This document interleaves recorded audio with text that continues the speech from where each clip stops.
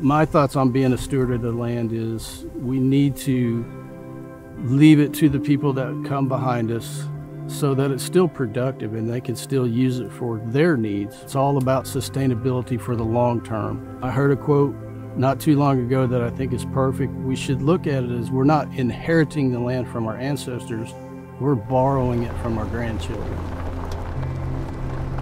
I don't think you'll find a group of people that are more focused on land protection and sustainability and stewardship than American farmers and ranchers.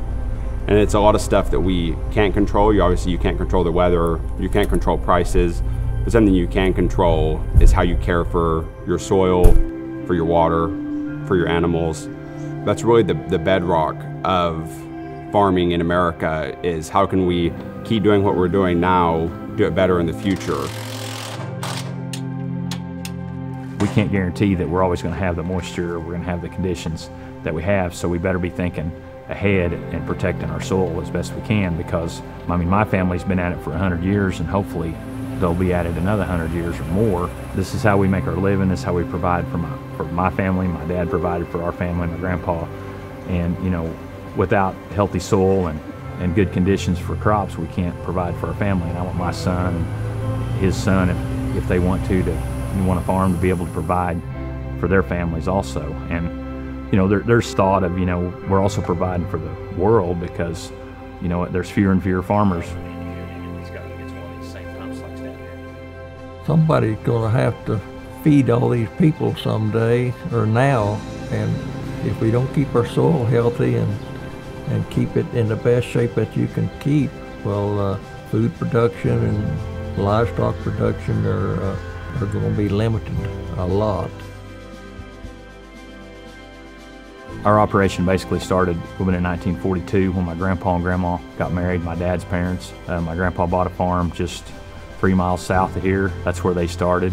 My son came back 2 years ago to work with us, and so now it's my dad, myself, and my son. Our operation is basically crop farming and cattle. We grow corn, wheat, and soybeans, and all of our wheat and soybeans are double cropped, meaning as quick as the wheat's harvested, the soybeans are planted back on the same land. Quick as the soybeans are harvested in the fall, wheat goes right back, winter wheat goes right back in. And so most of our land has been in continuous crop 15 to 20 years at least, and we've been no-tilling for about 20 years, and so gradually we've worked into the point where most of this land hasn't been touched with any kind of tillage equipment for 15 to 20 years. Getting away from an operation where you have a lot of tillage to where you're not disturbing the soil as much, but you can still produce the things that you need to produce and grow the crops that you need to grow.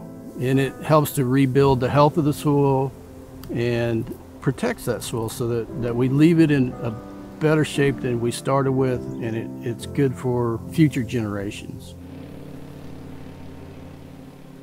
As far as soil health goes, and as far as environmental sustainability in agriculture, I think that we can look at history for a lot of things not to do. I studied plant and soil science at Oklahoma State. I was seeing the technical side of soil health, and obviously incorporating in that is like the history of the Dust Bowl and what we've done in the past and how that's changed to inform us what we're doing in the present. We didn't have the institutions that we have now, like the NRCS, and there wasn't the extension programs out there to educate people on good soil health and good management. I think that people think, oh, that's the past and this is the present, like we've arrived. But there's advancements happening every day. There's research going on at USDA and universities across the country of how we can better manage our soil, better introduce more sustainability and make this industry more sustainable. And so I think that it can't be that's what the past, we're here now and we fixed it. It's just like we're learning over the years from the Dust Bowl,